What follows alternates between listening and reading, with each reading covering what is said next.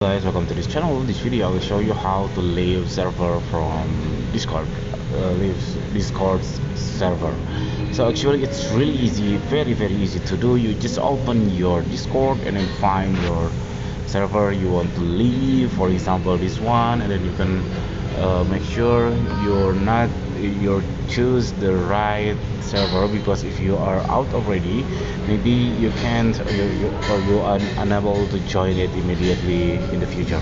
So press find the server, for example this server, and then you can click this triple dot on the upper, and then here you can see, you can scroll down, the leave server is hidden on the bottom of the option. So you can click that one. Later you will be exit from this server, and then you clean out your joining server. That is this very simple tutorial. I hope it's helpful for you. If you should, please subscribe our channel. Thank you for watching.